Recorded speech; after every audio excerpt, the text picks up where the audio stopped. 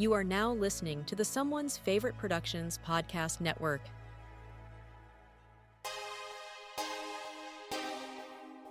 The audio commentary. It's a dying art form, but here at One Track Mind, I, your wonky yet affable host Ryan Luis Rodriguez, analyze film through the prism of these embryonic forms of podcasting, one audio commentary at a time. Masterpieces, crapster pieces, live action, animation, cult classics, films literally no one has ever heard of. No track is too small and no track is too big.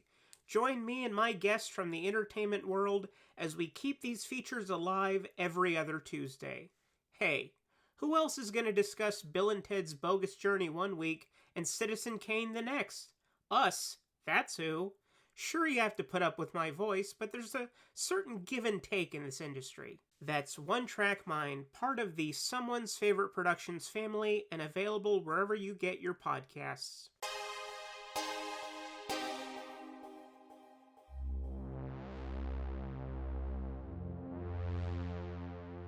Warning! This movie podcast actually discusses movies. Be aware that it may discuss any of the following elements: endings, surprise twists, unexpected cameos, and all manner of spoilers. If this doesn't appeal to you, then why listen to a movie podcast? Without further ado, please enjoy our feature presentation, The Shameless Picture Show.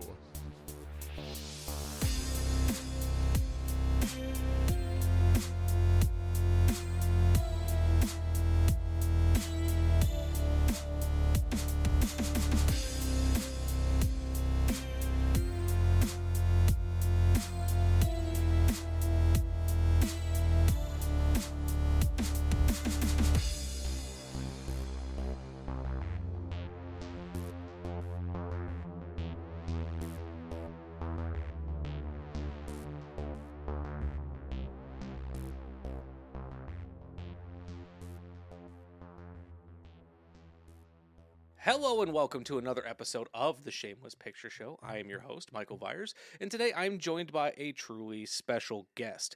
Millie De Chirico is a film programmer, writer, and film historian based in Atlanta, Georgia.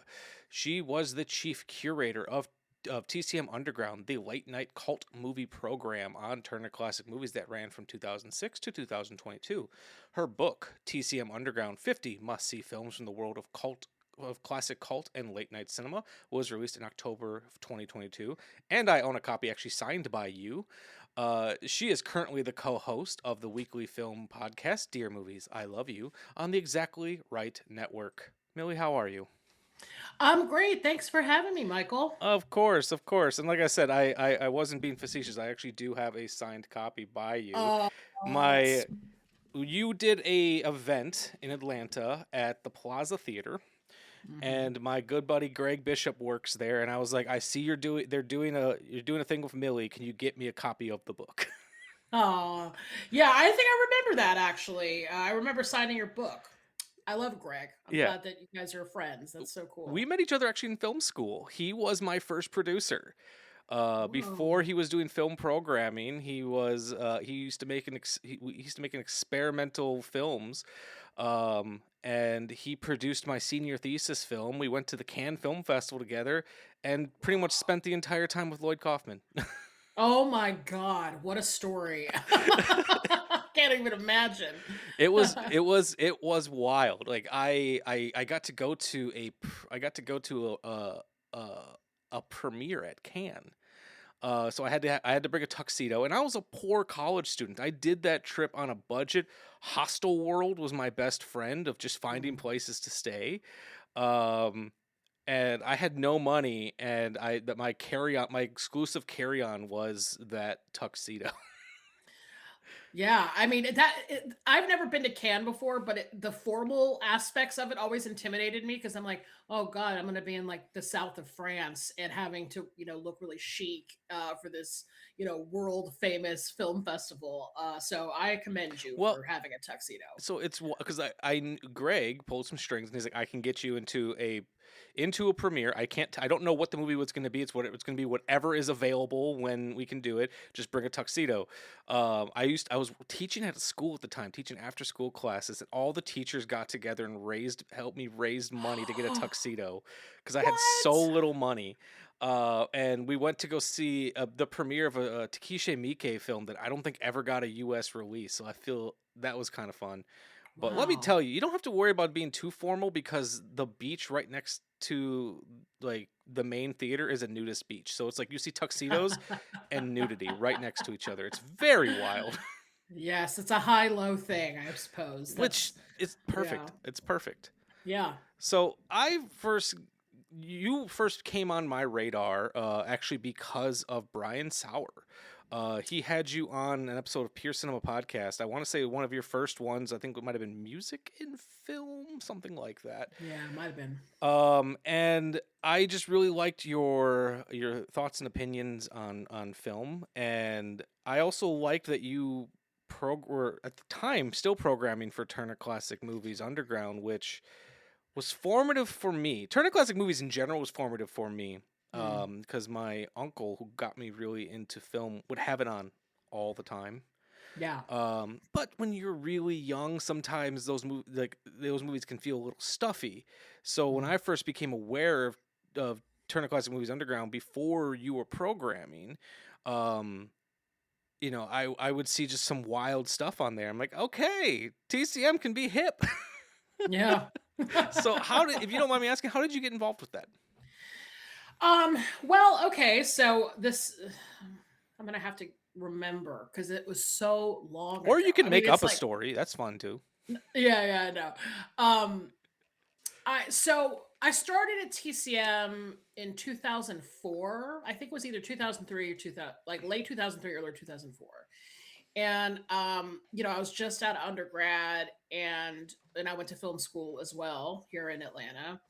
And I had the opportunity, you know, I basically came in as an assistant, just like a, you know, real like eager, like early 20-year-old, you know, was just like obsessed with movies, but and then, you know, was basically like, oh, my hometown has this amazing channel and I would love to work there. And then I got the chance to.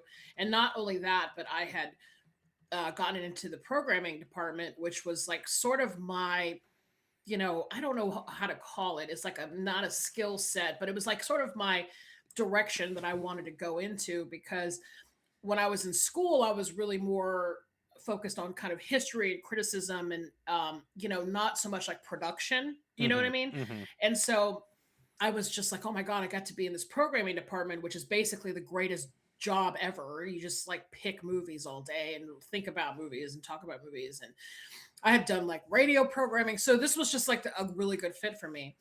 And, you know, it wasn't very long. I think I actually met him on the first day, but when I was there, just starting my first week, I met this guy, Eric Weber, who was he was in the marketing department. And I mean, people were, the minute I started and they kind of were trying to figure me out and like what my tastes were, they were like, oh, you got to talk to Eric because he's like, I think they kind of set him up as like the John Waters guy or whatever. You know what I mean? I was like, okay, I mean, that's very rudimentary, but I will definitely hang out with a guy like John Waters, right? Yeah.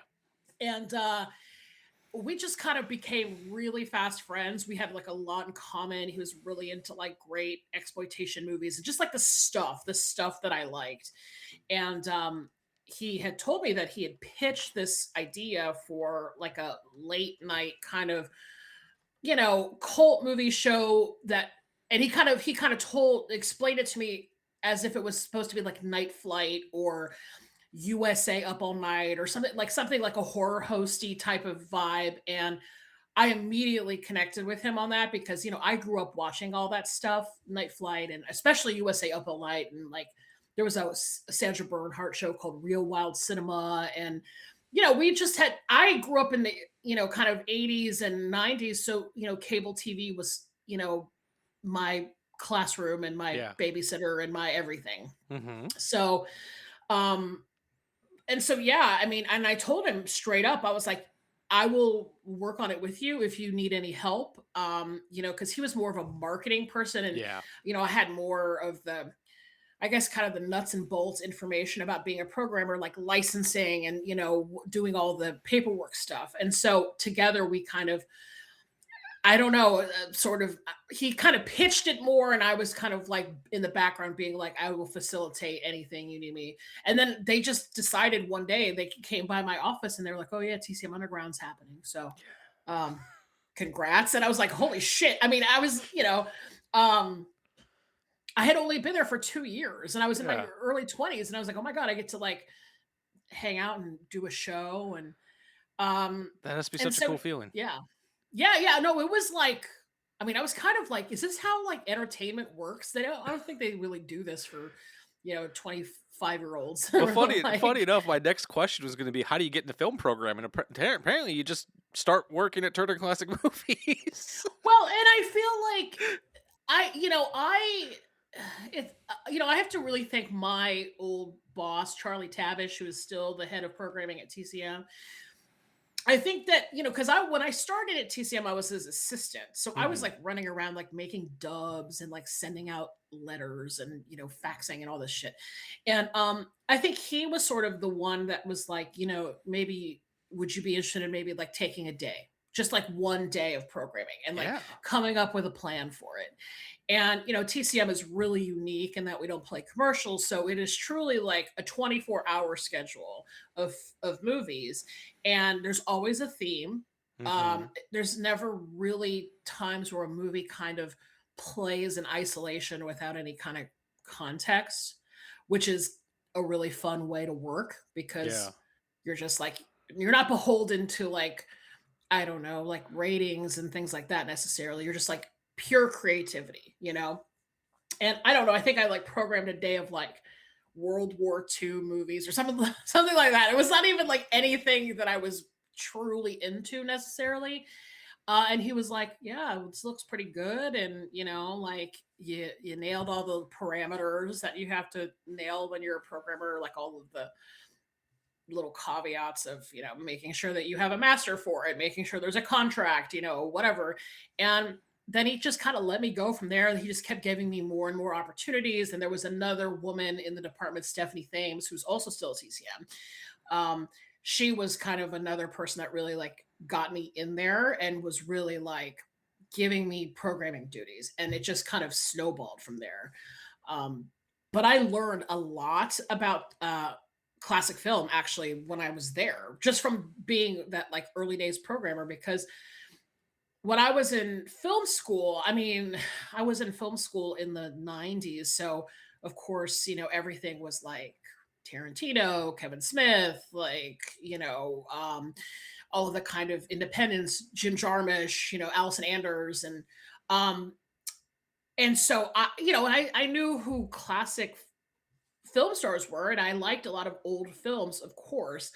But did I know who like Frederick March was when I was in film school? I'm like, no. And so I had to like, I basically kind of learned a lot about film history in movies at TCM just from being a programmer and playing in the library and, just kind of figuring things out. But yeah, I mean, to answer your original question, I think you have to get into an environment where somebody is going to let you Mhm. have a vision and like and this isn't just television, but it's movie theaters, it's film festivals, it's anything that is programmable, I guess, is just have somebody giving you the space to kind of play around and try things and come up with ideas. Yeah.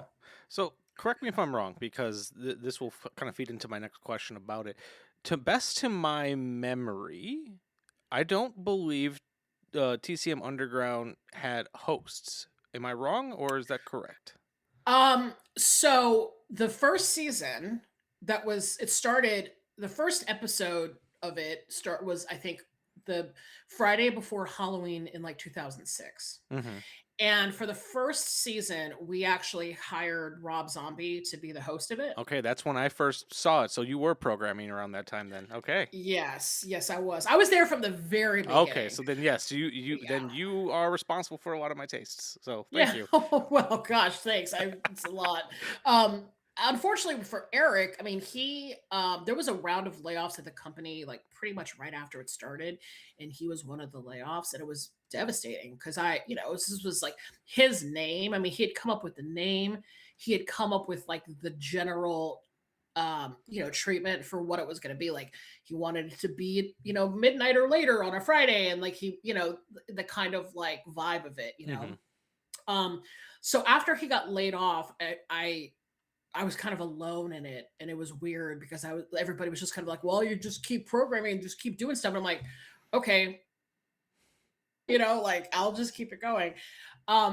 Rob Zombie he had done a handful of intros, and I think they're on YouTube at Yeah. this point. I've rewatched them, yeah. Yeah. But I think what ended up happening was I just don't know if there was kind of like a meeting of the minds between like, I don't know, maybe like what he wanted and like what the management wanted, which again was above my pay grade. I was Mhm. just the programmer. Um, and so he kind of he kind of did his thing and then that was it. Um, but there was kind of this like weird legend too, where before him, we had gone out to Pat Oswalt to host it, and I was like a big fan of his from like his first comedy album, Yeah. and so I sensed that he liked movies. I mean, I don't think at that point I'm not sure if like most people knew him as a famous comedian, number one, but two, that he was like such a movie fan. Mhm.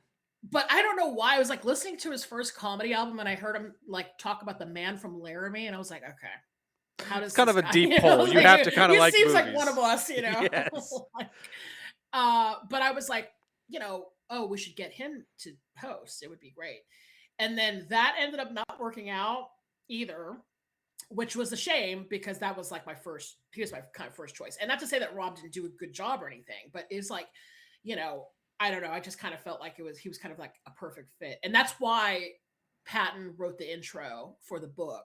Oh, I was wondering about that. Yeah, because he had that like, there was like a brief what if Yeah. of him being a host. So Well, the reason I ask is because what meant so much to me as a budding cinephile with Turner Classic Movies were those introductions because I feel like they gave so much important historical context, fun anecdotes, and things like that. And I've always wondered if you felt like TCM Underground not having a proper host ever hindered some of the appreciation for what you guys were doing. yeah, I mean that's a good question because I'm with you. Like I love context. I love, Mm. intros. I love, I used to fall asleep to Robert Osborne talking, so I love that stuff. yeah, I know. Um yeah, and I'm a huge fan of his too, and I was really really lucky I got to work with him Mm. at when we were at the same time, when he was alive. So, I mean, yeah, I think a lot of generally the way that I was working when I was programming TCM Underground was that it was like extremely low cost.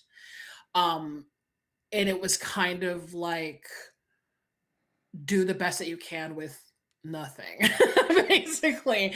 And as much as that like sucks, you I personally as a programmer would have loved to have hired another person and had a like really robust like intro schedule, and especially when we started doing double features and they were usually linked, so it would have been fun to have somebody kind of come in and talk about how these two movies are fitting together. um I sort of like made my peace with the limitations of it, which I was just like, okay, well, as long as the movies play, I guess I can't really complain. And it kind of gave me an opportunity to like really slide some stuff in there Mm-hmm. that I felt like needed to be on a TV just Yeah. once. And I Yeah. mean, I'll kind of let that dangle if you know what I'm saying. But it's like Yeah, I mean, I do think though that generally the context is what makes TCM special. I think it makes people into film fans. It makes Yeah. them more informed. It makes them realize they're not just watching things in isolation. It gives them kind of a who, what, where, when, why to Yeah. things. And I just think it makes people just sink into the cinephilia of it or whatever. Yeah, because Yeah. I think there's definitely something there's something special in to some extent of just kind of watching a movie within a bubble, but sometimes I I I'm going to reference something that you've worked on. You worked on the Film Masters release of Common Law Wife and Jenny Wife slash Child, Yeah. which is a release that I love because it's a subgenre of film that I love, the exploitation subgenre, and you did 2 commentary tracks for that release that gave a lot of great historical information. Like I liked these films anyways, and then you kind of helped dig into why they're important, why kind of dig into even my own psyche of like, oh, this is why I respond to these without even realizing it. And Yeah. I just think like stuff like that's important, especially when it's well researched, because research is tough. Like Yeah. it's more than just going to a Wikipedia page. Like you have to I honestly have no idea how people even research some of these films because there's so little information about it. So I think preserving that is important. Yeah. Yeah, I mean, it can be, and I will say specifically to that double feature box set, like, I mean, it was really hard to find stuff, really hard. And, you know, a lot of times that is what happens with these exploitation films, is, you know, the 50s and 60s ones. I mean, it's like hard to find the people who are involved. It's, you know, a lot of times the directors like sell the rights to things and it's just kind of out there. And there's really like, I mean, you really have to like basically track people down.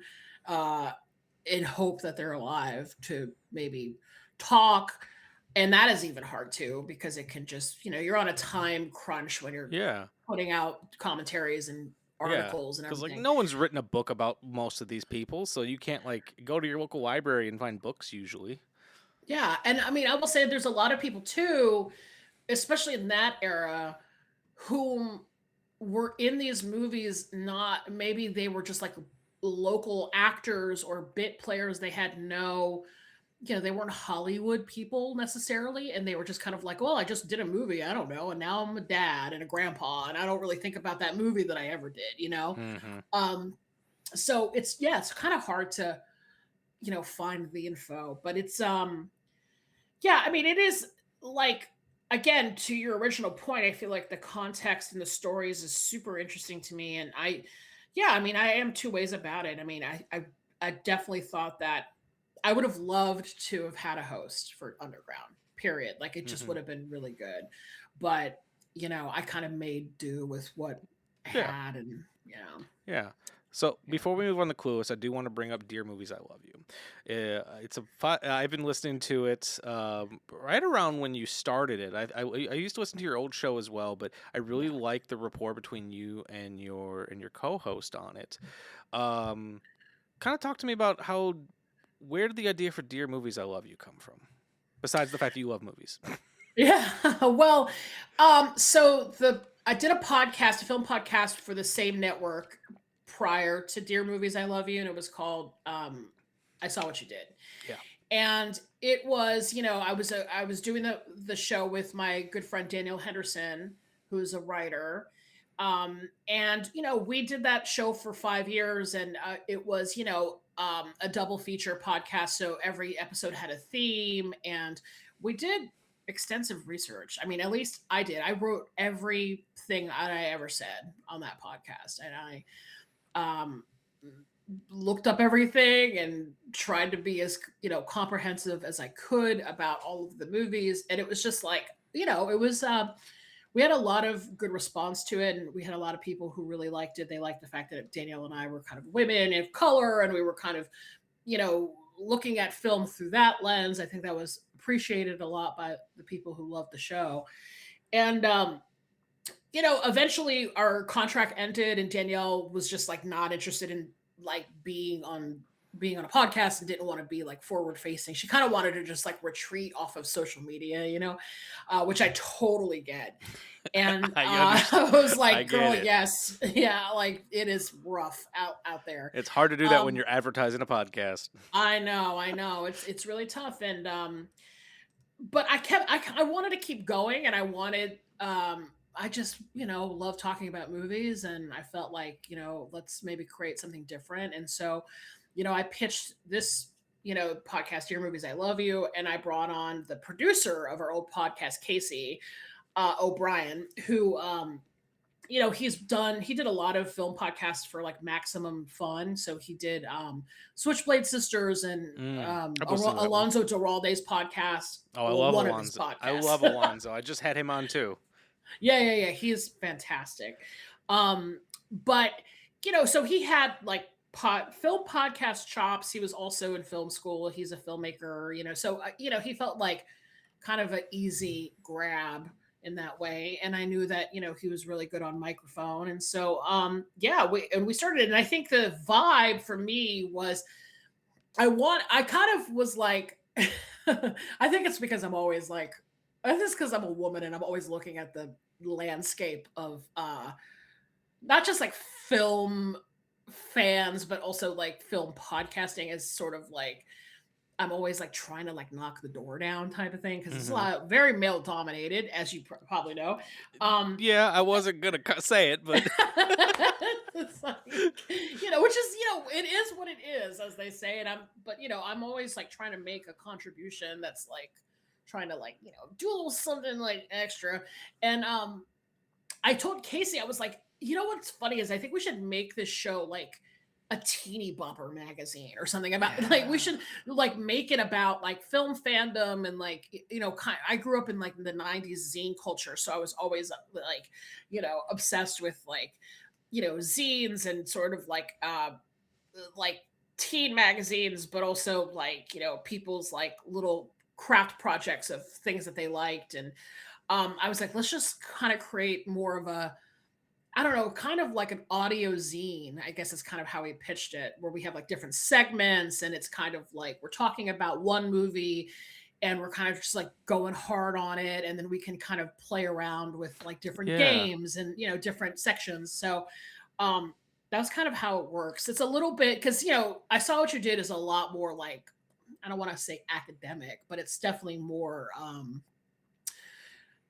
like straight down the line hardcore analysis versus Dear Movies I Love, which is a little bit peppier, you know what I mean? It's got moves faster. I listen to Dear Movies I Love You a lot at work, because of everything you're saying. Like it is a very nice, fun listen. Like I love that there's all this mixture of, because I've been listening to you talk about films for a while because of all your podcast stuff, and then I have your book, and so I kind of know at least part of what your tastes are like. But I also I love that you guys will, like, you just did that Burt Reynolds episode, and I'm a ginormous Burt Reynolds fan. He is my favorite actor of all time, next to Vincent Price. But then I also love that like you don't turn away from doing things like the new Jurassic World. Yes. But then you'll do like, there's a nice mixture of highbrow, lowbrow, everything in between. Yeah. And that's nice. That's just nice. I like it. Thank you for saying that, because that was the thing about I Saw What You Did is we primarily, actually we only did older films.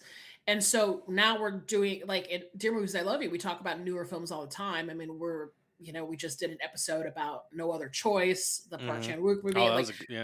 We're going to do an episode about the new Wuthering Heights film. So it's kind of like we're able to kind of dip into older films, but then we can talk a lot about newer films too, which is great. And Casey is a little younger than me, and that's been an interesting. It's been interesting to record a podcast with somebody who just has generationally different tastes than I do. Yeah. Where I've had to like, be like, wow, so the movie that brought you to film school was Garden State. For me, it was Faster Pussycat Kill or whatever. So, it's like, whatever. We're just different people, and I love that though, because it's nice to kind of have two different people like talking about the stuff that they just like and grew up with. So Yeah, and that's actually something I try to do with this show as well. And I realized that early on and I think in my first season, we did an episode that is a lot more academic on Gone with the Wind. But then I was also reviewing titles for Vinegar Syndrome at the time, so it was a double feature of Gone with the Wind and Psycho Cop Returns. wow. And I was like, this is kind of the sphere I want to live in, where we can do something a little bit more pretentious, or maybe not pretentious, but a little more dry or a little more classic. But then, let's throw in You're the Hunter from the Future occasionally. Exactly. Again, a high-low. It's great. Yeah. So. All right, so I think that feels like a great place to kind of to transition into a film that the film that we're going to be talking about today. So what I'm going to do is I'm going to introduce Clueless. I will read my entire intro, and then we'll just see wherever the conversation goes with that. Cool. So on today's episode, we'll be talking about a movie that was originally on my shame list, Clueless, directed by Amy Heckerling. Cher is a stylish, popular girl living in Beverly Hills, trying to get through the ups and downs of high school. While many see her in a very superficial way, Cher is actually a charming, intelligent girl who takes a lot of joy in doing things to make the people around her happier. A new girl named Ty starts at their school, and Cher takes her on as a special project, helping Ty find her own confidence through a makeover. While Ty is going through a physical makeover, Cher is going through an emotional makeover with the help of her socially conscious stepbrother Josh, and she attempts to figure out what she wants out of life. Clueless began as a 1993 TV pilot idea from writer-director Amy Heckerling, who wanted to create a story about upbeat, popular teens rather than outsiders. Inspired by Emma, but written by Jane Austen, she reimagined Austen's optimistic heroine as a Beverly Hills high schooler, researching real students to capture their world of fashion and social rituals. After initial hesitation from studios that feared the story was too female-focused, the script, originally titled No Worries, sparked a bidding war and landed at Paramount Pictures. Alicia Silverstone was cast as Cher Horowitz, a role that would define her career alongside a large ensemble of rising young actors. Released on July 19, 1995, Clueless became a sleeper hit, opening strong and eventually grossing $88 million worldwide, a major success for a modestly budgeted teen comedy. Marketed heavily to youth audiences through MTV, the film helped turn Silverstone into a star and later developed a devoted cult following. Critics praised its sharp wit and clever modernization of Emma, and it received generally favorable reviews overall. The film won Best Screenplay from the National Society of Film Critics and has since been recognized as a modern classic, cementing its place as one of the most iconic high school comedies of the 1990s. Starring Alicia Silverstone, Paul Rudd, Stacey Dash, Brittany Murphy, Jeremy Sisto, and Dan Hedaya as Mel Horowitz. The film features cinematography by Bill Pope and music by David Cote, written and directed by Amy Heckerling, based on the book Emma by Jane Austen from 1995. This is Clueless. So, okay, like right now, for example, the Haitians need to come to America. But some people are all, what about the strain on our resources? And it's like, when I had this garden party for my father's birthday, right? People came that, like, did not RSVP. So I was, like, totally bugging. I had to haul ass to the kitchen, squish in extra place settings, and, like, people were on mismatched chairs and all. But by the end of the day, it was like, the more, the merrier. And so, if the government could just get to the kitchen, rearrange some things, we could certainly party with the Haitians. Wow. You guys talk like grown-ups. Oh, well, this is a really good school. Mr. Hall was way harsh. He gave me a C-. Well, he gave me a C, which drags down my entire average. Hello? There was a stop sign? I totally paused. You try driving in platforms. Oh! Should I write them a note? Ew! Get off of me! As if. Cher's got attitude about high school boys. It's a personal choice every woman has got to make for themselves. Cher's saving herself for Luke Perry. Cher, you're a virgin? I mean, I'm not prude. I'm just highly selective. I mean, you see how picky I am about my shoes, and they only go on my feet. Nice stems. Thanks. What the hell is that? Well, dress. Says who? Calvin Klein. What are you doing? Yo, you getting on the freeway! Get out of the freeway!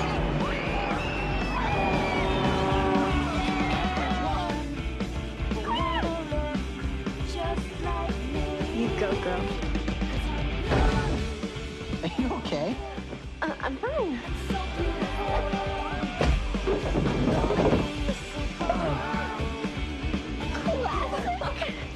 Whatever. Did I miss something? Is big hair back? Amber, my plastic surgeon doesn't want me doing any activity where balls fly at my nose. Well, there goes your social life. I'm gonna be a supermodel. All right, so originally I had planned to do an episode on Clueless like a year ago. I was gonna have comedian Luce Tomlin Brenner on to talk about it, but scheduling. I love Luce. I love Luce too. She's been on this show twice now. Fantastic. We weren't able to get it scheduled, so this is technically a cheat because I have technically watched this movie for this show, but since I watched it for the show, I'm still counting it as a shameless item. Fair enough, yeah. So talk to me about your history of Clueless, because I've heard you say on many podcasts that you're a big fan of this movie. Yes, I love Clueless. Unapologetically, have pretty much since I first saw it. So I mean, just to give you a little bit of the history of my life, I was in high school in the early to mid 90s. So I was very my eyes were very open to the movies that were coming out during this period that were being geared towards people of my age range, right? So like from the span of like 92 to like maybe like 97, there was just a slew of movies about teenagers that were kind of like in this like Gen X-y alternative realm. So it was like the reality bites and singles and Empire Records, which don't even get me started. But all like Doom Generation, Gregor Rocky's Doom Generation, Party Girl, The Craft. It was all just kind of like stuff that was coming out in these years that featured young protagonists, and they were cool and they were kind of alternative and punk and stuff. And that was me, like when I was in high school. And so of course I was very like, ugh, like it's like stupid, like commercial, major studio movies featuring really punk people, like, like whomever. They don't know what punk is. Like whomever, like Empire Records, I think being the most eye-rolly. Like I just was like, I reject this. This is not for my generation. But with Clueless, for some reason, it felt like it was, I don't know, just kind of like rose above that type of stuff. And maybe it was because it focused in on different types of teenagers. Like they were like basically Beverly Hills, rich girls, Valley Girl types, And even though there were characters within the Clueless world that were a little bit more punk, like, Ty, the Brittany Murphy character, kind of comes in as that. There's like obviously like Travis Birkenstock, which is the greatest name ever. I love that guy so much. Yeah, but for some reason it didn't feel phony to me. And again, it wasn't like trying to be like super punk. And I say this knowing that Amy Heckerling was the writer and director of it, and I loved her forever. And she did Fast Times at Ridgemont High, and it was that thing where I was like, well, she knows the kids, quote unquote. And it felt authentic enough to where I was like, I actually love this movie.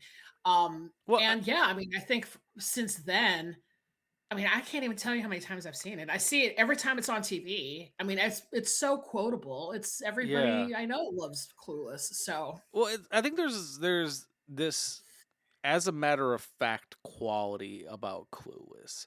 Like, let's even just use Paul Rudd's character Josh as an example. We've seen the socially conscious character in so many movies, and it's almost like they're pushing it too hard in so many movies, where he's just like, he's not making a big deal out of the fact that he's watching the news. It's just what his character does.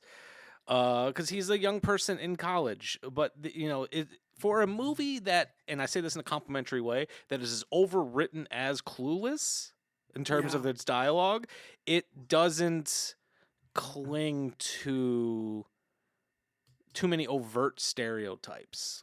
Like they're there, but it could be going for more low-hanging fruit that it chooses not to. Yeah, I agree with that. And it's like, I will say this about the Josh character, and you're absolutely right about that.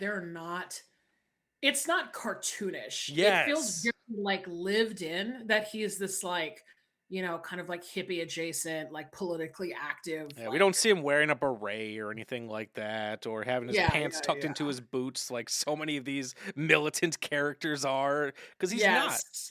Yes, there was an opportunity to really make him annoying, and he seemed very authentic. But there was, to that point, there was the scene of him where he comes in. I feel like it's one of the scenes where he's like making a sandwich in the kitchen or something like that, and he's wearing a shirt.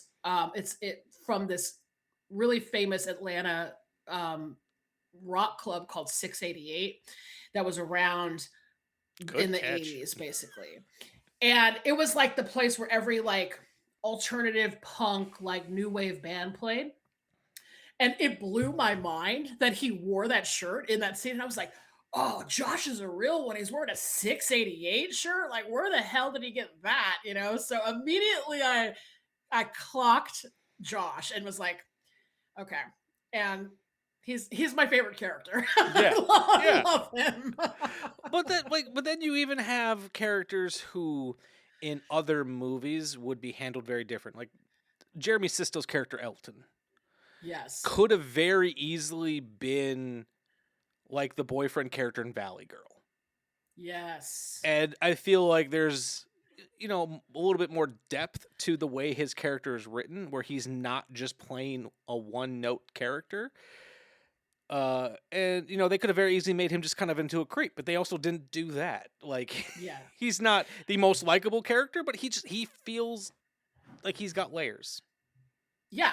See, I think that too. And it's like again, you said, this movie is obviously like establishing a lot of archetypes, like high school archetypes, right? It's like the stoner kid, the rich guy, the rich girls, like the new student, like the gay student, which is also an interesting character too. But it's like, I never felt that they were like, it's like Cher is obviously a cartoonish character. I mean, she's very vibrant and over the top, but she doesn't feel like it really teeters that line between like acceptability and just like totally off the rails, like, caricature, where it just feels so over the top and so obnoxious. There's some level of believability about every character in the movie, even as they're being an archetype, even if they're being like over the top.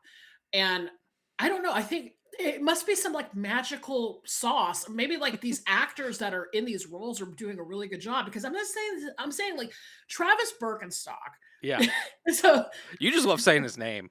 I literally like rolls off the tongue. Travis Birkenstock. It is such a funny name to me. He was maybe to me the most over the top in that way of the archetype. Yeah. But even Breckenmeyer is actually good. He has moments of like good acting as this absurd character. You know what I'm saying? Yeah, no, absolutely. So, like they take something that could have very easily been a caricature and make it into a character. Even Cher's a perfect example of that, because we've seen a movie like this handled by people who don't have the skill of this cast or the skill of Amy Heckerling, especially a lot of the movies that probably came after this, where they would... The simple fact that like Cher doesn't come off as a mean girl. She's not a Heather. She seems to be very well liked, and she doesn't look down upon many people. Like, she might have some comments about Breckin Meyer's character. But at the same time, when he invites her to go to a skateboarding competition, she doesn't even think twice about saying, yeah, I'll go. She's trying to do nice things for people. She cares about her grades, which is something that usually a character in a movie like this don't care about. And I also love just her, like, well, if I can't, she knows her skills. She's like, okay, if I'm not good enough at math to pass math, I'm going to argue my way to pass math. It reminds me of when I was in high school, I was bad at science. So I one time asked one of my science teachers, like, okay, I'm going to be straight with you. I can't write an essay on this, but I can make a short film about this. And they're like, okay. Yeah. I mean, it's like, yeah, she knows herself. Yeah. Like in a way. And I mean, Alicia Silverstone too. I mean, she is just absolutely adorable in this movie. Like, I can't even stand it. I'm like, she's so cute. She's so bubbly. And at the time, I remember right before this movie came out, Alicia Silverstone was in a handful of Aerosmith videos. I don't know if anybody remembers this. But I do. I don't remember it, but I've seen them.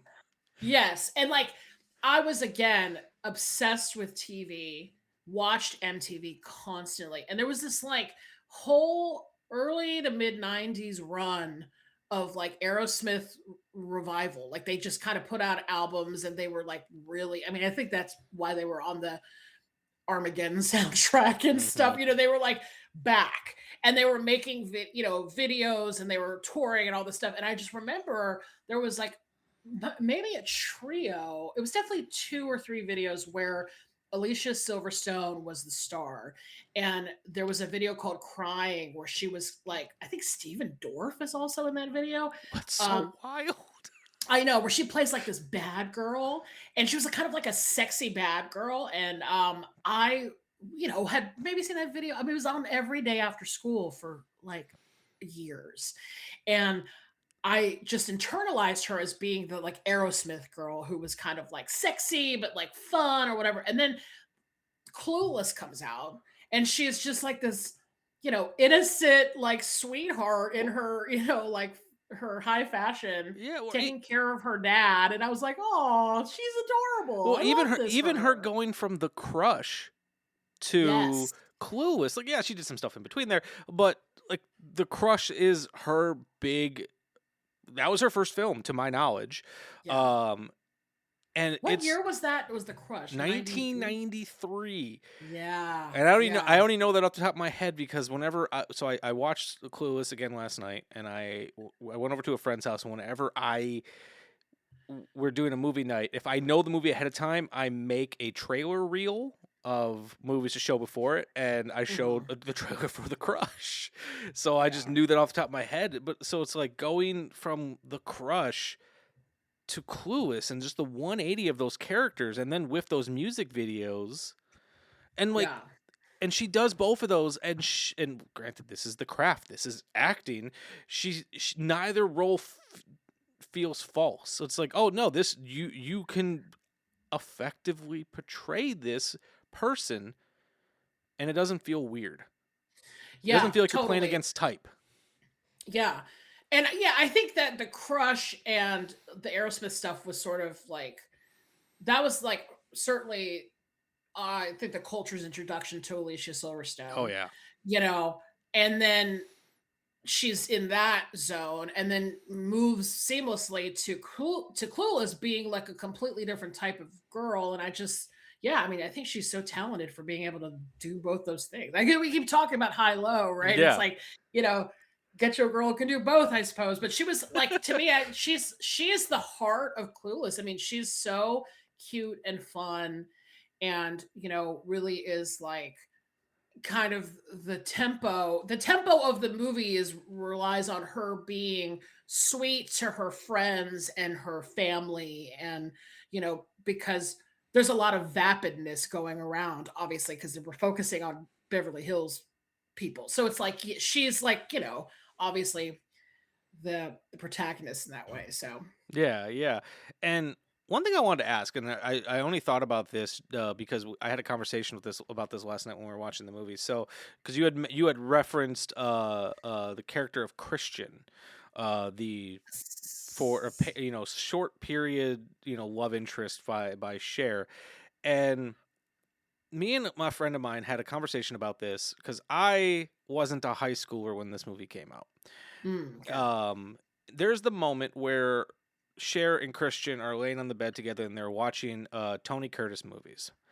And Cher even has the line where it's like, well, he's totally obsessed with Tony Curtis. And we paused the movie and I was like, would a high schooler know who Tony Curtis is in the 90s? Or is this the fact that this was written by a person who is significantly older and knows who Tony Curtis is? So then I kind of started thinking about like all the pop culture in the 90s where they would reference things from a much earlier time period. And it's like, I know who these people are, but would the character of Cher know who Tony Curtis? Did you know who Tony Curtis was when this movie came out? In all honesty, I probably didn't. I definitely knew Spartacus because I feel like I don't know, did I watch Spartacus in school? But, I'm sitting here thinking, okay, number one, okay, maybe I should back this up even further and say this. I just asked a really weird question, so now we got to get into it. No, I love it because it's like, I get to like go in on the multi-layers of it, So like, when this movie came out, I did not clock at all that Christian was supposed to be a gay character. Mm-hmm. Had no idea. I was like, oh, what's his problem? I didn't really know. Well, once again, they don't play into the obvious, like, he's talking to that bartender and like there's visual cues, but they're not laying it on thick. Absolutely. And I think about that now and I'm like, wow, that is so interesting because he wasn't this like gay archetype, you know what I mean? Like he wasn't playing it up for laughs. He was like, again, there's a really lived in quality.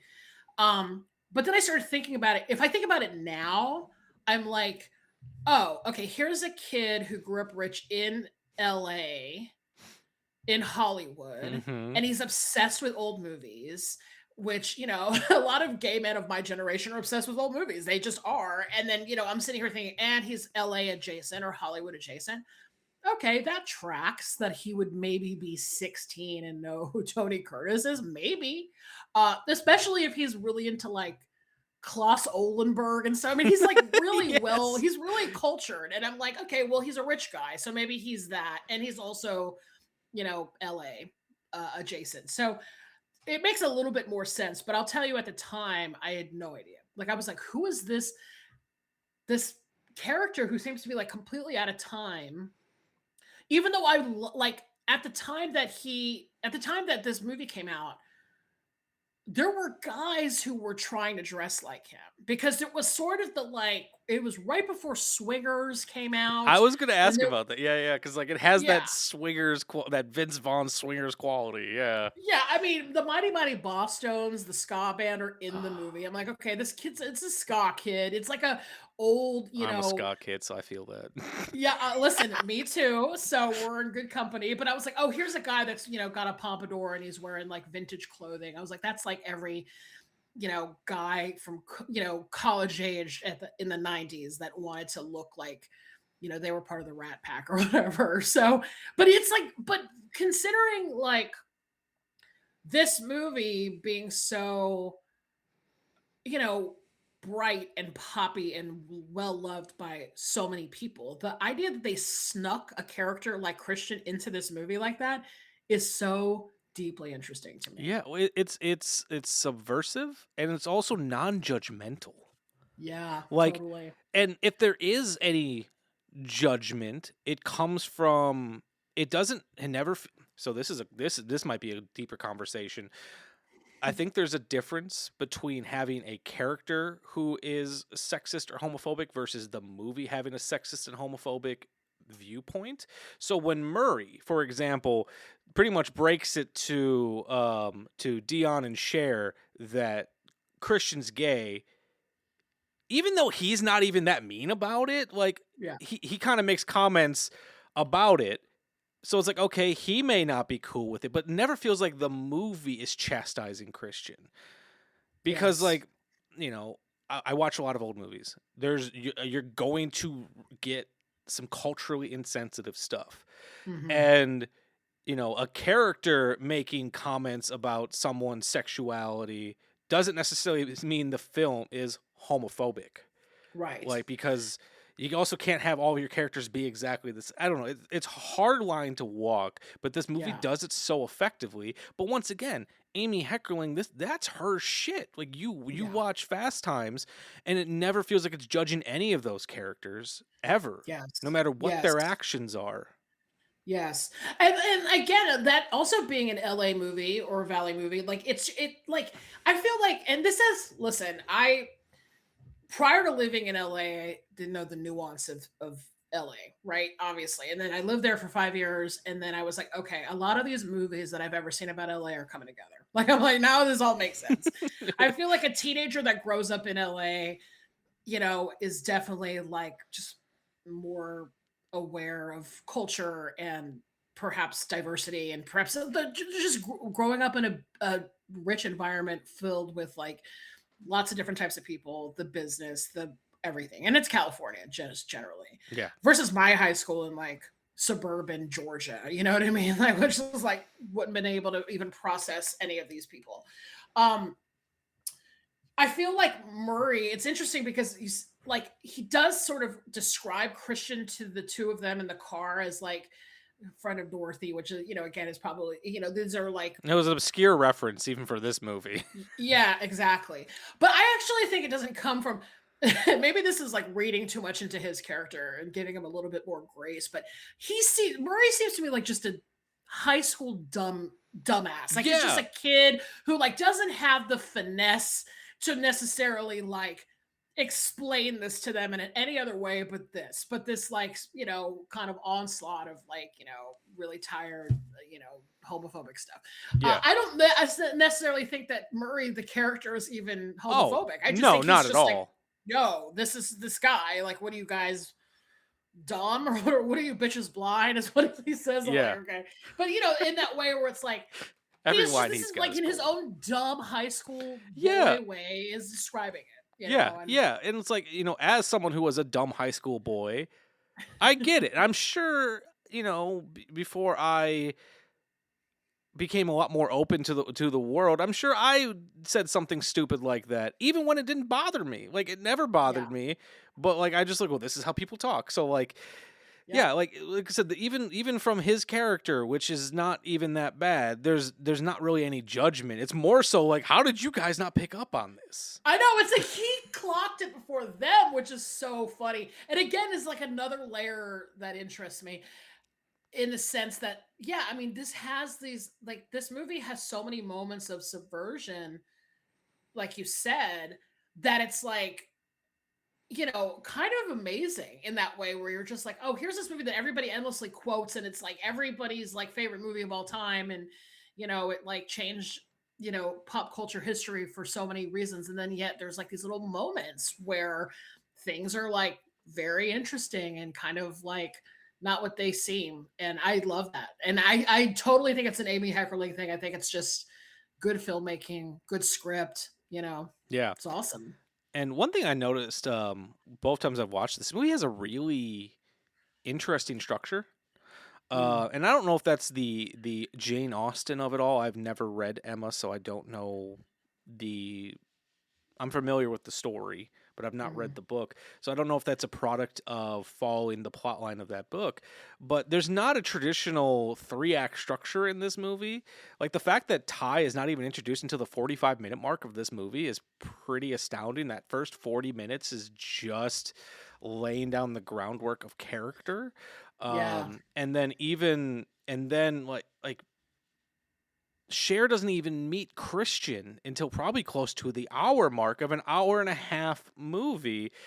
And then the whole Josh realization it's like the last act, it's less than the last act of the movie. It's just kind of like there's a realization type of thing. And it's a really interesting structure that almost feels like an anthology in a way where it's like almost like 3 separate stories about the same person. Yeah, to quote our pal Brian Sauer, Like, doesn't he and Elric on Pure Cinema podcast, do they talk about hangout movies? Yeah, I was gonna say it feels like a hangout movie. Doesn't it not feel like a Yeah. hangout movie? Like, is Clueless a hangout movie? Can we just put that down on paper?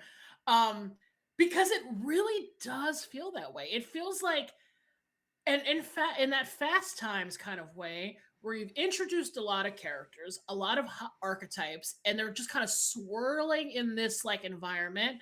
And you're kind of getting to know them. You're kind of seeing them interact. You're trying to catch the vibe of like what the hierarchy of the high school is and like everybody. And then I'm like, oh, what, an hour has gone by. Yeah. And like nothing like super duper major has happened. And you're kind of like, are they just like hanging out? This is kind of amazing. It's structured like a PTA film in a lot of ways. Yes. Wow. Yeah, exactly. Like it maybe it's just because, PTA loves the Valley more than anyone on this planet, but even just like I looked over to my friend and was like, especially when they get to the party, I'm like, are you getting Boogie Nights vibes from this? Because I am. Yeah, I mean, it's definitely like there's definitely a lot of LA-ism in Clueless, which I think now that I've had the experience of living there, I just really appreciate it a lot more.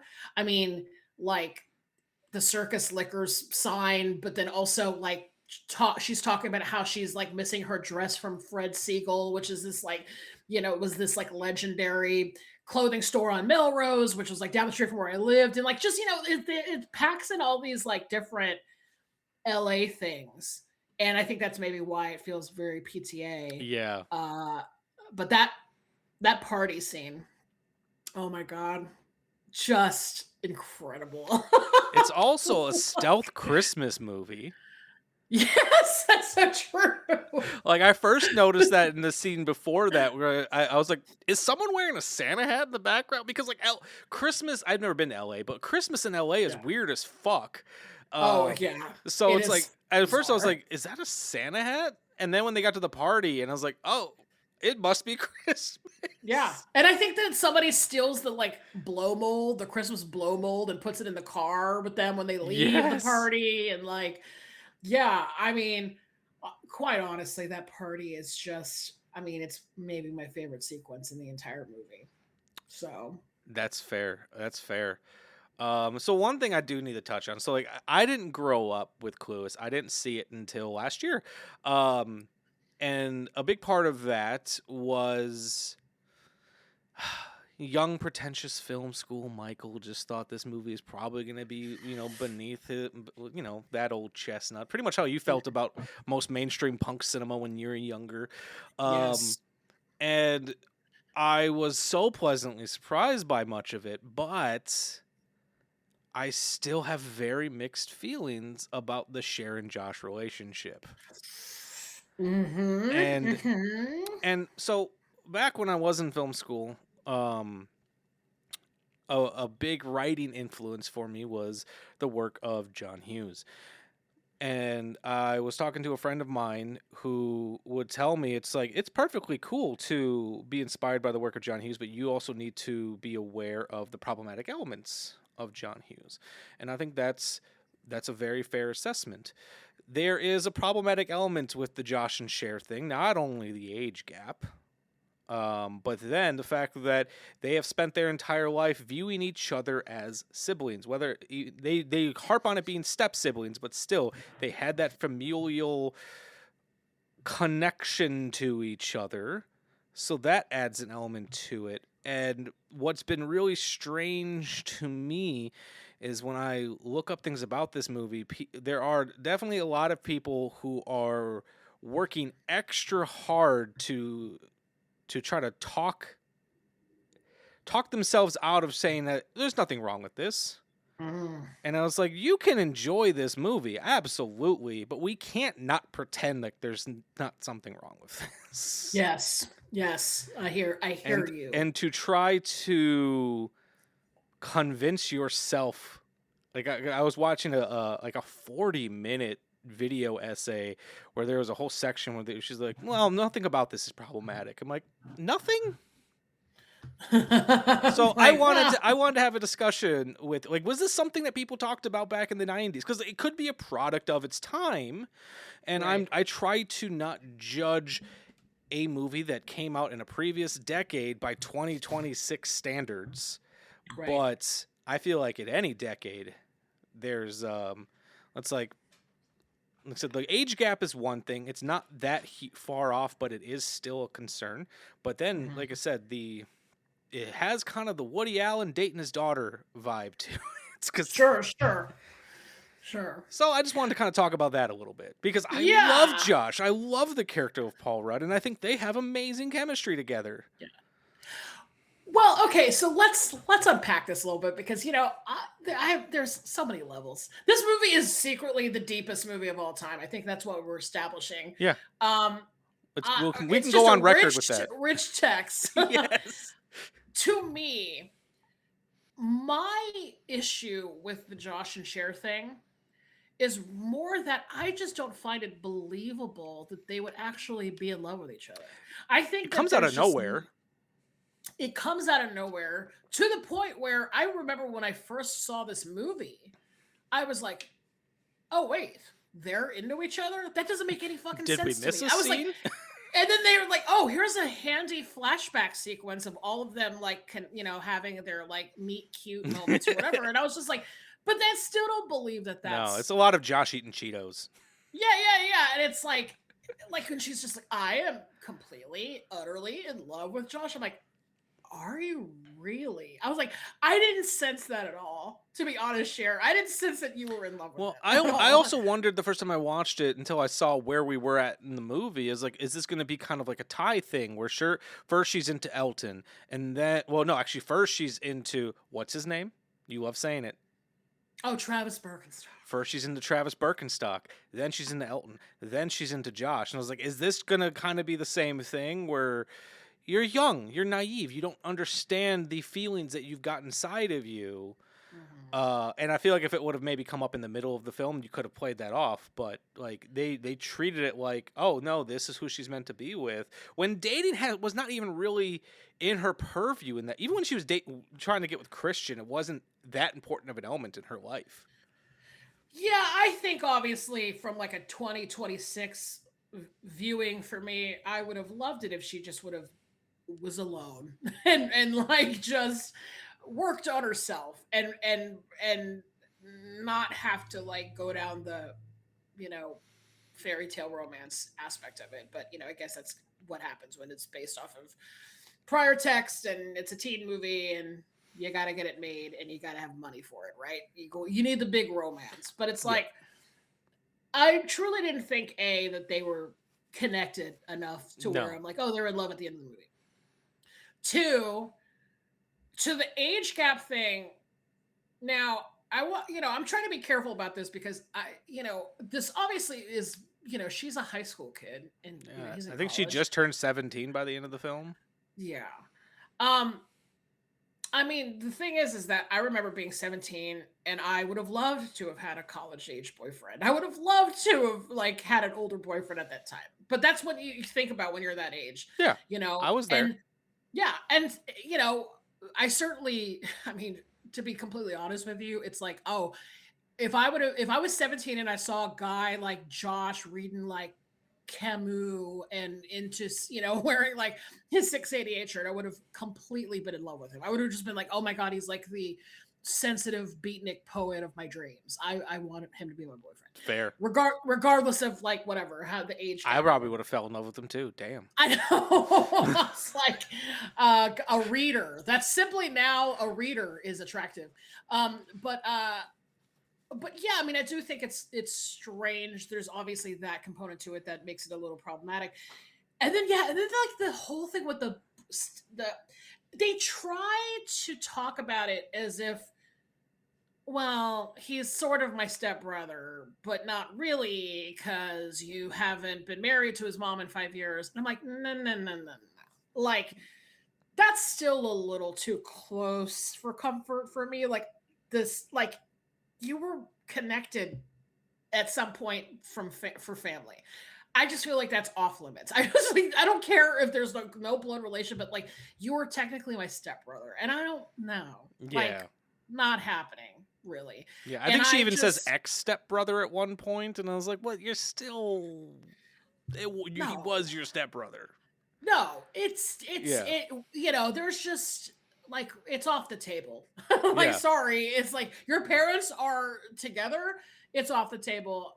Period. As far as I'm concerned, but it's like I don't know. I think again, the most unbelievable part of it for me is the idea that they're just so different, and I don't feel like they actually. It doesn't really feel like, and maybe this is a criticism. One of the biggest criticisms I have about Clueless is that it doesn't feel like they spent even enough time establishing their connection. No, in because that way. even when he's, he decides to go to the party to watch after her, it never, at least to me, felt like it was a, I gotta follow her because I'm into her. It felt like an older brother being concerned.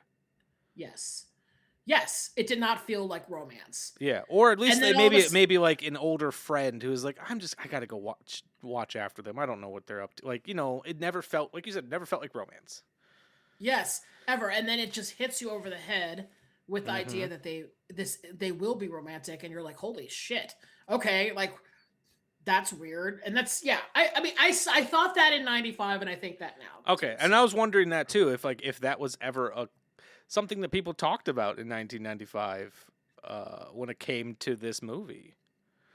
Because I feel like it would be very easy to rewrite this movie with very little change to just not have Josh be a stepbrother. Yes. And hell, he could have been like, since this movie spans over a couple months, maybe to a year, he could have even started as a senior who just graduated. If they really wanted to have like an age gap between them to show how much more mature he is or whatever, he could have been a senior that was on his way out or something. It especially because that aspect, from what I've come to understand, was not in the Jane Austen novel. Mm-hmm. So that was added. I mean, look, there's the Christian character is a perfect example of that. You could be a high school kid and have elevated tastes that are out of time for your generation. That could have been Josh. I mean, he could have been just graduated, or maybe like another guy in our high school, like something like that. But it's like, I think the problem is Paul Rudd is so likable. He is. It's like you have to have him fall in love with someone. He's just that likable. So yeah, and I would have also loved to seen this movie end with, a moment of Cher being like, I don't need to date someone. She's fine being a virgin who can't drive. Yeah, because I think that was what I was talking about. Yeah. Like earlier was, it would have been great. Like I said, now, especially in the context of now, being like, she doesn't need all this crap. She doesn't need to have the fairy tale romance. She can just stand on her own 2 feet and that's what I wanted out of Licorice Pizza when I saw that. Yeah, and it was like I love that movie until that final moment. It's like, oh man, it would have been so much better for this character if she would have been like, no, I need to work on myself. You're a child. Yeah, and walked away. Yeah, no, and it's there aren't very many movies really that allow the female protagonist to do something like that. I mean, it's like, I think movie making is always so obsessed with the romance of everything, and I'm just like, no, sometimes the romance is within yourself, and have that character just fall in love with themselves and go forth and become a fully realized independent woman, as opposed to falling in love with their stepbrother, which seems a little sometimes I feel like there was a movie called Eddie Macon's Run. I don't know if you've ever seen it, where it's a movie about this guy who's getting out of jail and he's on the run and he's trying to get back to his family, and then he meets this woman who tries to seduce him, and they almost kind of have a fling, and I could be misremembering it, but then he pretty much realizes, like, I love my wife too much, and she goes, cool, let me help you get back to her. And it's like, oh, this just became a friendship out of nowhere.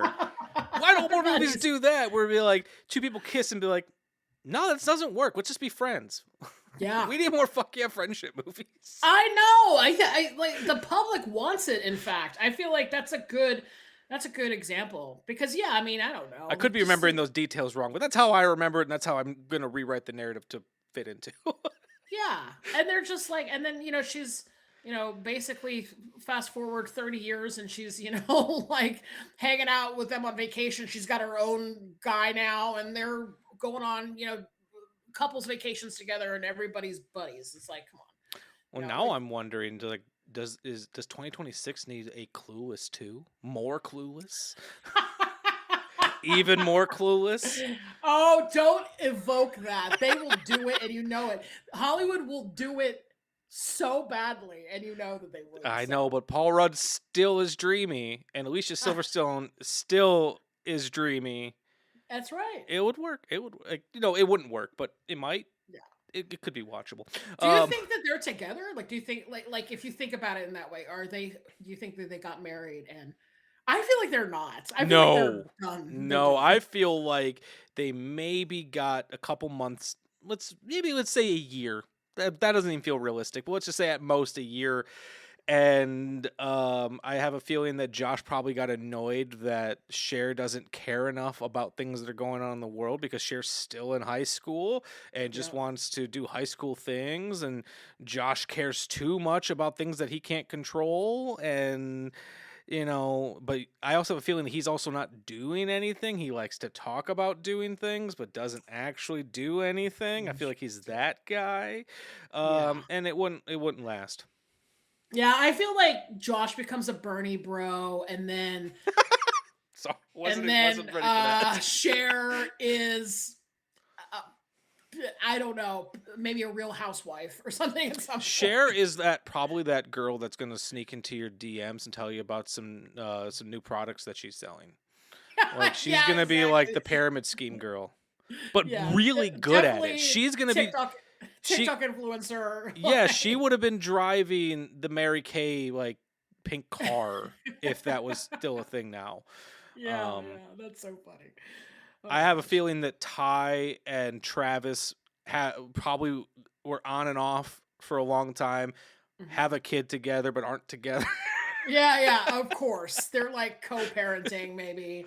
And honestly, Dion and Murray are they've probably like driven each other into a ditch and they both went in flames. Like they're so volatile. So Christian's working in an art gallery in LA and has his shit together. And Mr. Hall and Mrs. Geist are together still. And they're retired. They're lovely. They're living in Maine and they have a perfect life. All right, Hollywood. If you are listening, you decide to do that, copyright Millie and Michael. Co-screenwriters. Come on, let's go. Just give us a story by credit so we can get into the WGA. Yes, for sure. Oh, all right. So I wanted to ask before we move into our Thrill House moments for Clueless. Is there anything else you want to talk about? Any burning desires that you have to say about Clueless? But I think we kind of covered a lot. Oh, we covered a lot of ground. I mean, honestly, the only other thing that I love is the soundtrack, which was definitely one of those like record label puts the new hits on the soundtrack to promote their new bands. My god, I was just talking about this last night. It's like, man, I miss the days when there used to be soundtracks that were music from and inspired by the movie. It's like this song's not in the movie, but it's on the soundtrack. And definitely that Mighty Boss Tones concert was so. The lead singer for the Mighty Boss Tones turned out to be a bootlicker, but the Mighty Boss Tones is one of my favorite concerts of all time. Don't say that. Are you kidding me? He's a bootlicker? No. Maybe that does track in a small way, but that is disappointing, actually. Yeah. Wow. Yeah. I mean, the band broke up because of it. Wow. Are you kidding me? Yeah. Dickie Barrett. He was trying to play anti-vax rallies. Ooh! Oh no! No! Yeah, and I was like, man, how does a dude in a band called the Mighty Boss Tones be anti? That just doesn't compute to me.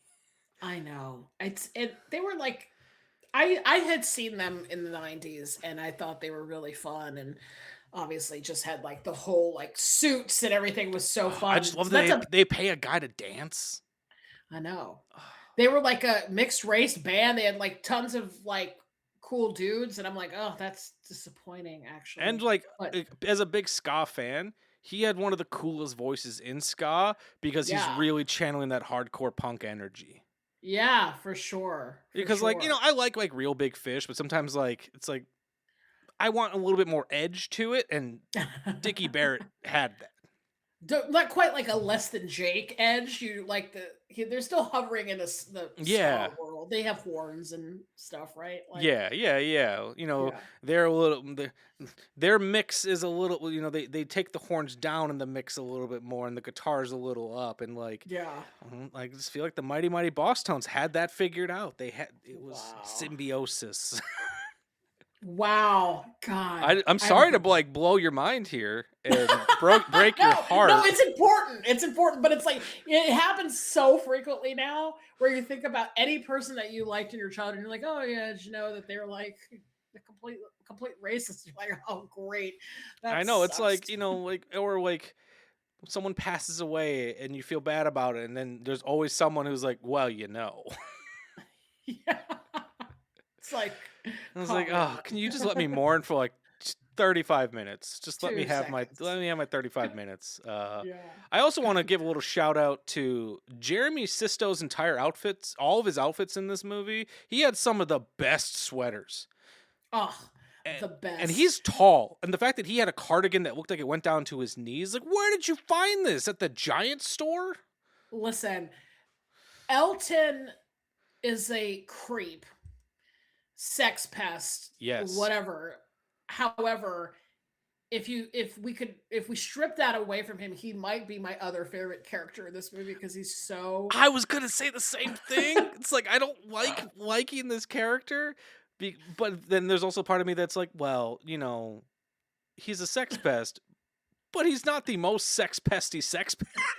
Yeah. Once again, going back to those layers we were talking about. Those layers, I was like, but he did be like, he just popped his head up in class and was like, I can't find my cranberry CD. Which I felt that so hard. It's like I too would have ran back to the quad if I had a quad in my high school to go find my.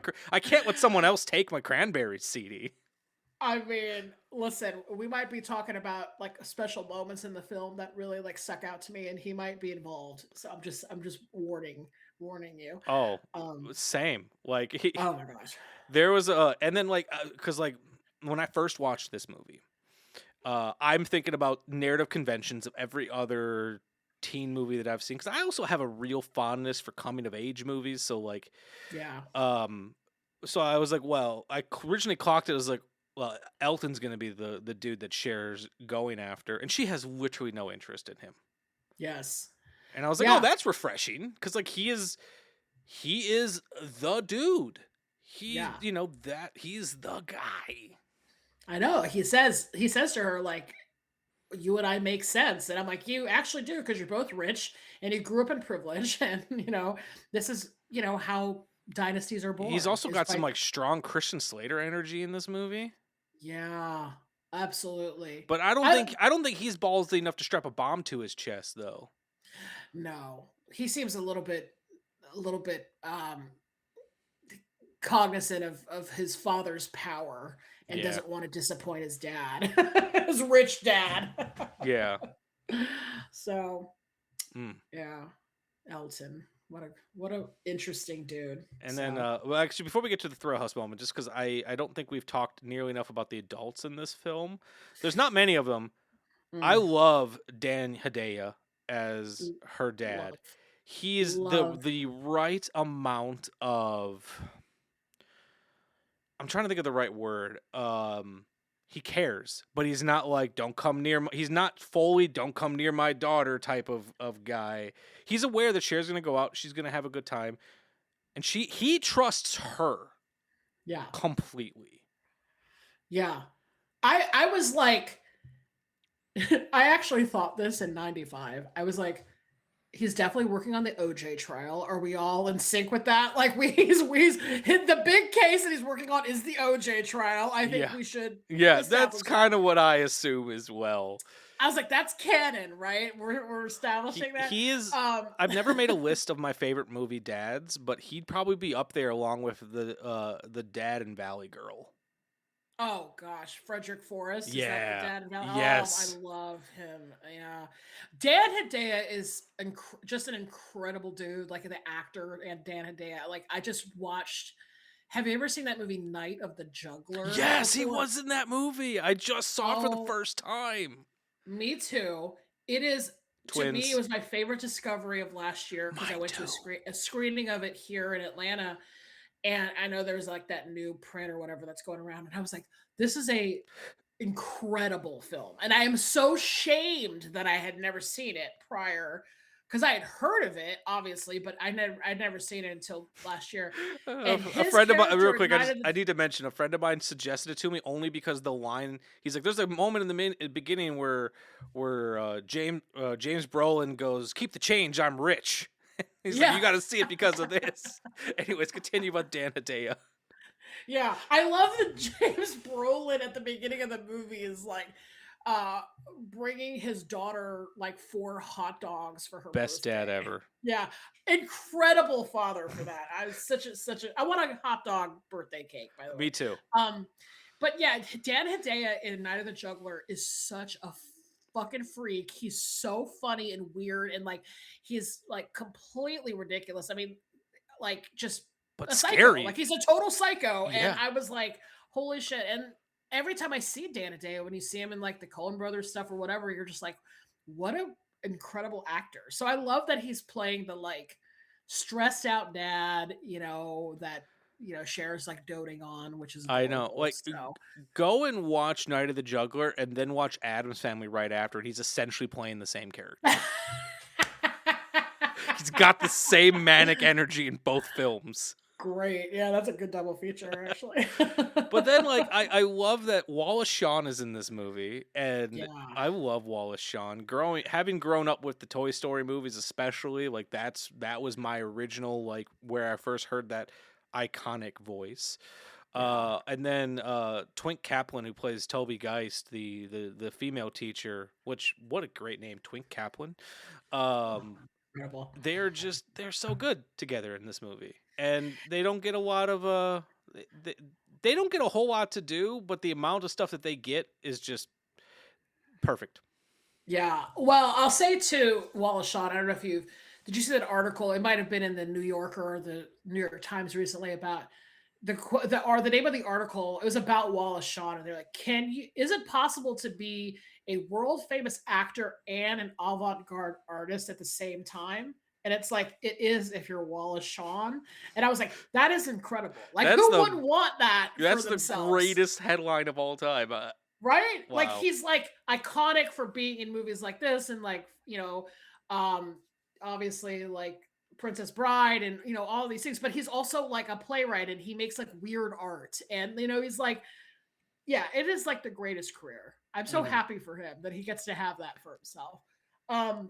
But then the other adult that I really love in this movie is, I don't know if you knew Julie Brown, who plays the coach. Her name is Millie. Actually, I didn't realize her first name was Millie, but she plays like the girls' coach, and she's wearing like the tracksuits and stuff. She looked familiar, but I couldn't place what I know her from. So, speaking of MTV, Julie Brown was this. She was kind of an MTV star, but also kind of like she was in Earth Girls Are Easy, and she kind of had her own music career. She was kind of speaking of she was kind of like a Sandra Bernhardt, Judy Tenuta, like comedy adjacent, but then performance artist. She had a show called Just Say Julie on MTV that I used to love watching after school.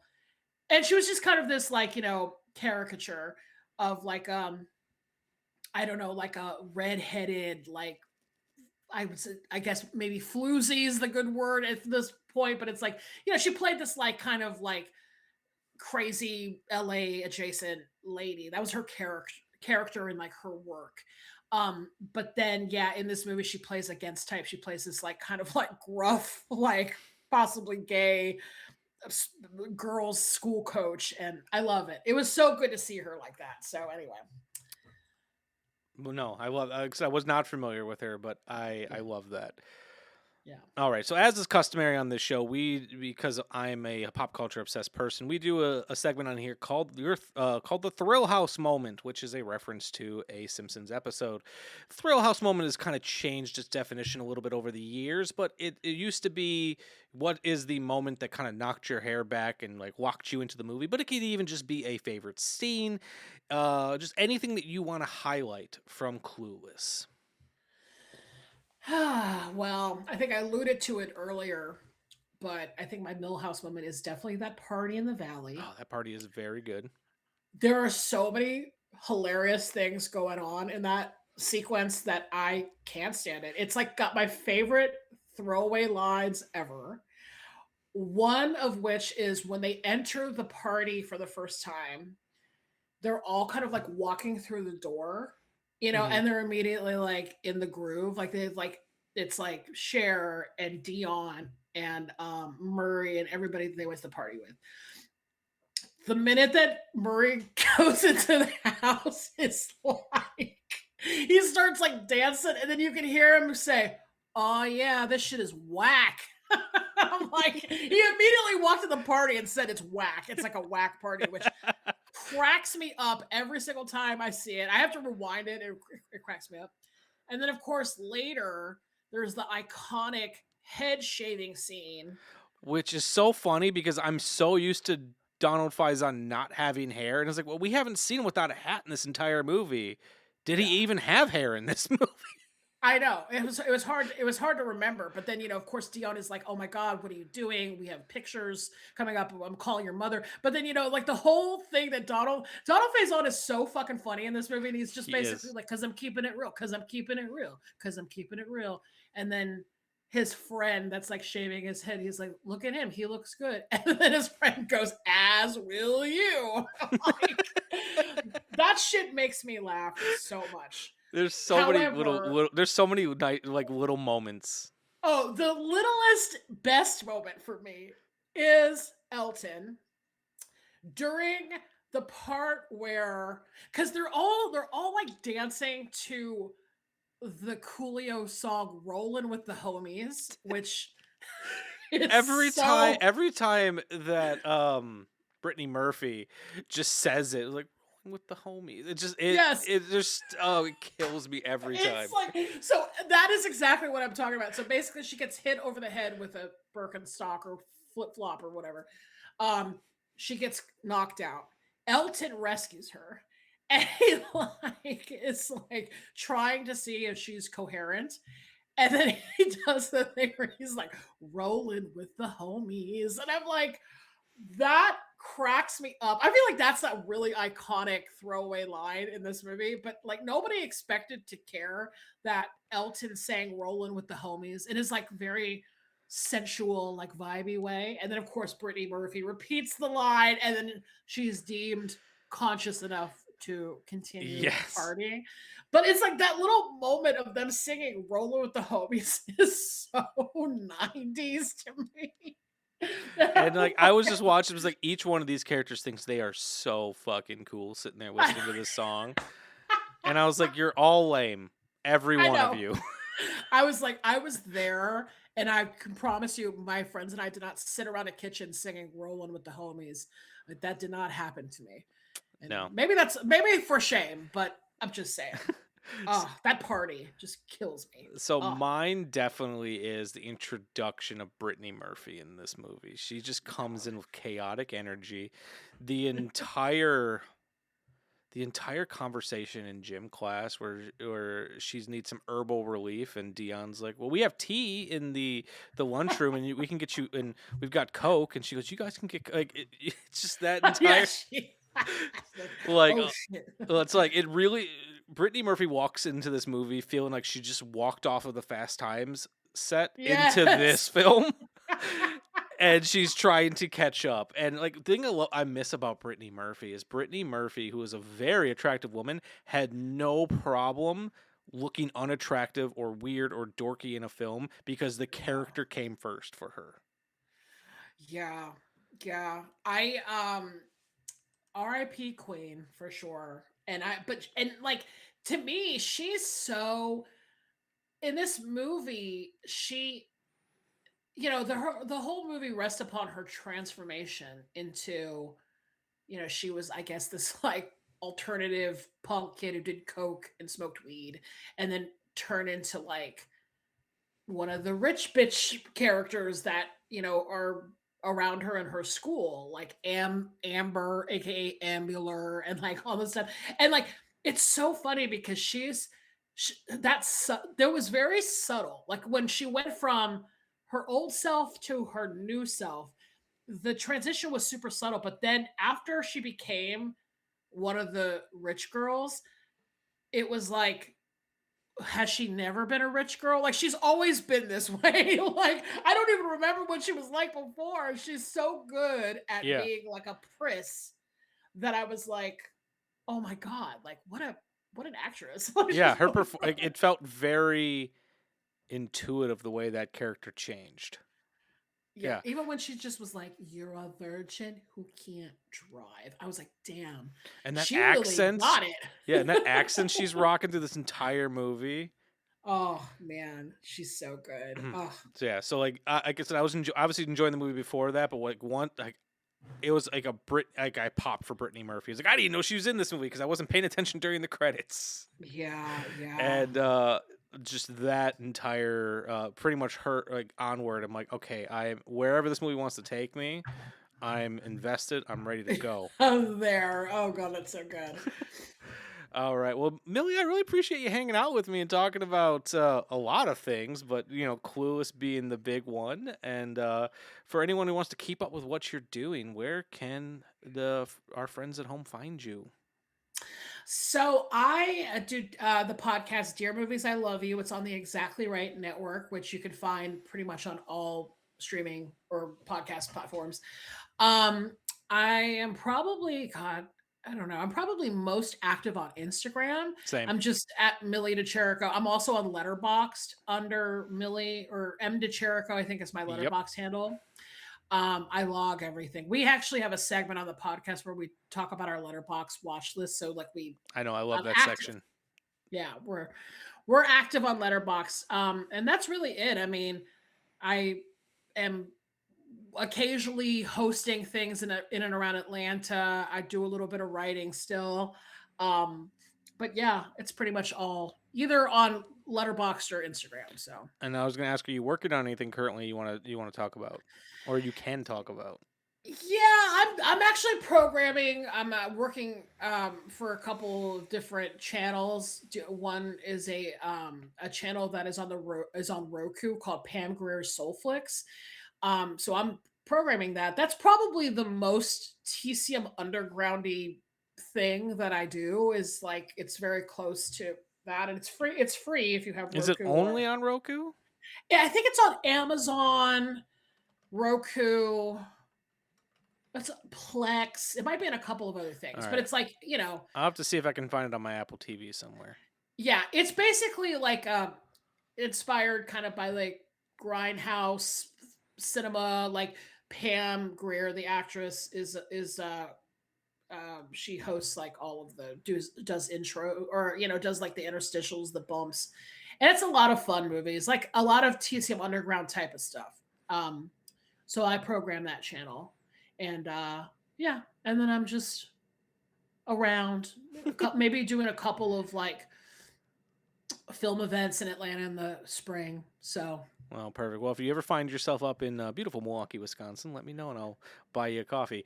But at this point, everyone should know where to find me. I am pretty much either my name, Michael_Vyers, on all forms of social media, as well as Shameless Picture Show. You can find me on TikTok and Instagram doing physical media reviews, where I talk about aspect ratios more than anyone else doing physical media reviews, because I'm very passionate about my aspect ratios.